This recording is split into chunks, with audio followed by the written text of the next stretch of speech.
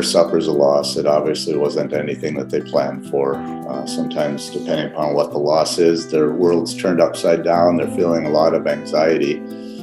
So I would just encourage to try to pause in terms of the emotion and really think logically about who they would trust to take apart their home, their prized possession, probably their largest investment, and who would they want to put it back together. So my background is in the construction industry, about 22 years. About 6 years ago, I became an insurance agent, which allowed me to see kind of the other side of the insurance world. Where the homeowner is at, to a large degree, is unprepared for all good reasons. Not really knowing what decision they have to make or who to trust or where to go to get the information.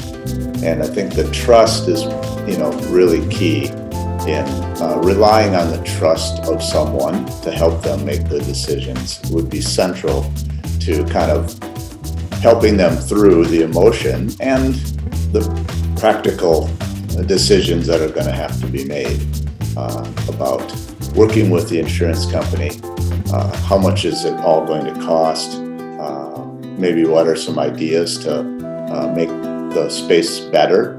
So it's a great time to really to pause maybe a little bit and say, okay, have we been thinking about this? Or would we change things if you hadn't been thinking about it? And then again, your trusted guide would be able to not only quantify the damage that's been done, but what are the other areas of the home that need to be worked on? So in essence, you could think of it like leveraging.